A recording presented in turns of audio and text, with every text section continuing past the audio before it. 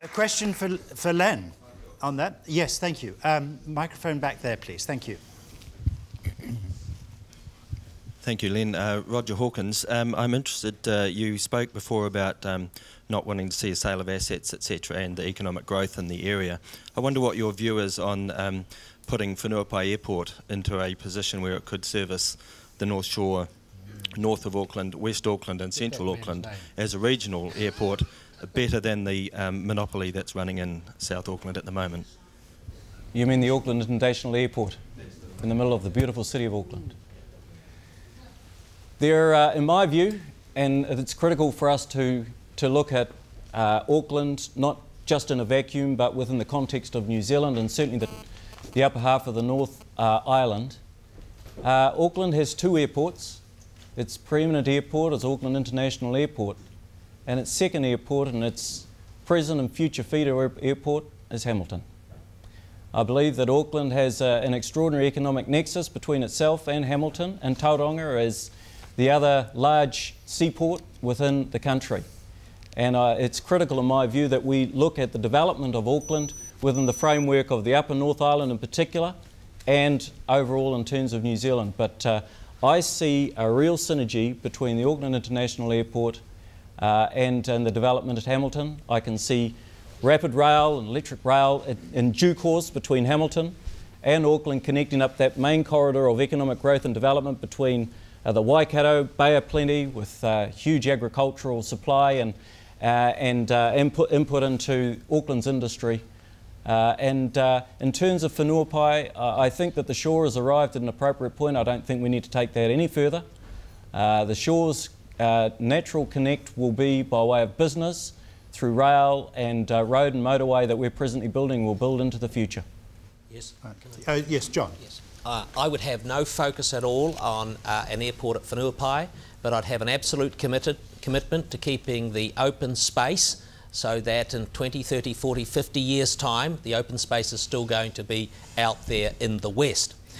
The State Highway 20 build, Richardson Road out to Point Chev, and the extension and widening of State Highway 20 out to the west will substantially alleviate traffic there.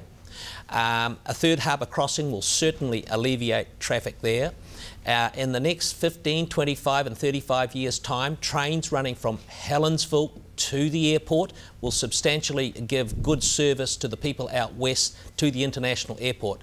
This is a great international airport, but it is a poorly performing asset. There is no way would Auckland City, or the Greater Auckland, have any intention under my leadership of selling off the balance of those shares. We need to build on our economic infrastructure and assets, not flog them off.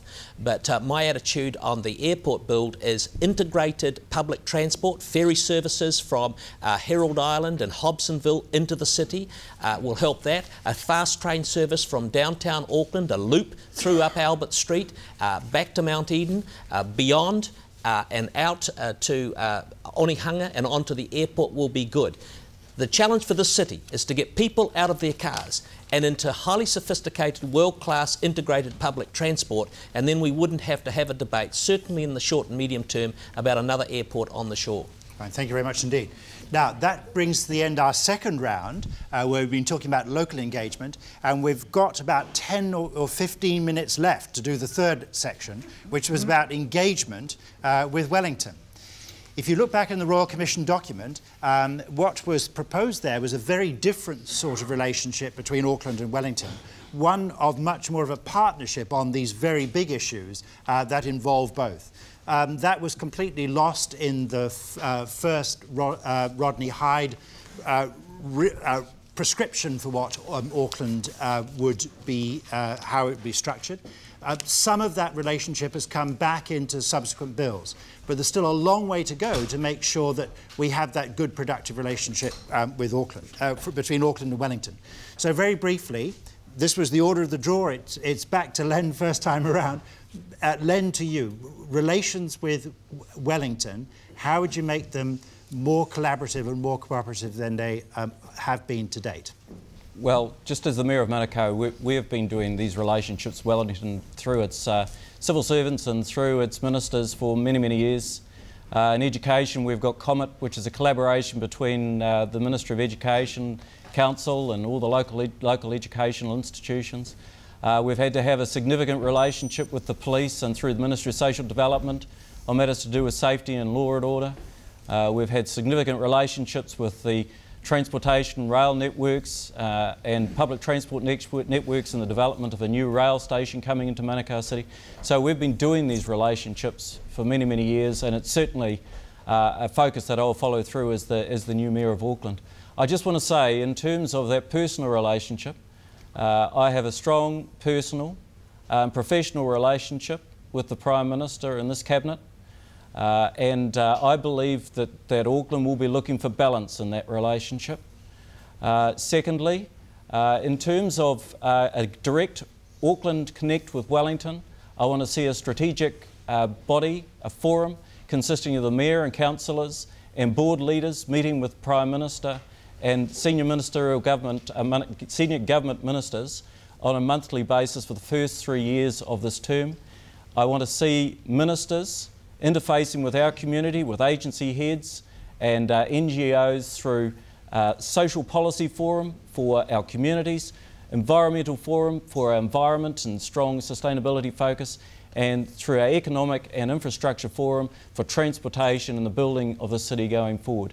So under my leadership, this government will have a very positive and strong relationship built on balance, shared understandings and inclusiveness with our community.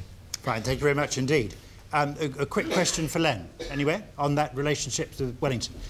Lady down there, microphone coming your way. Thank you. Thanks. Gabrielle Rush. Quick question.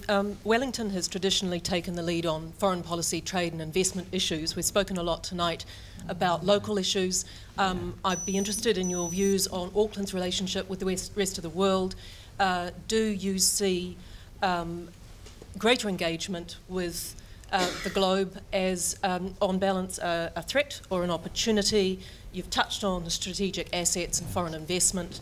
Do you have a vision about Auckland's relationship with the globe? Absolutely. Auckland is New Zealand's spearhead carrier, and the need for us to lead business and cultural and social interchange into the outer world, in particular into Australia, the Pacific, and around Asia are critical. Our opportunities for really harnessing and manifesting the possibilities under the free trade agreement with China are critical. We have 32 either sister city relationships or economic relationships.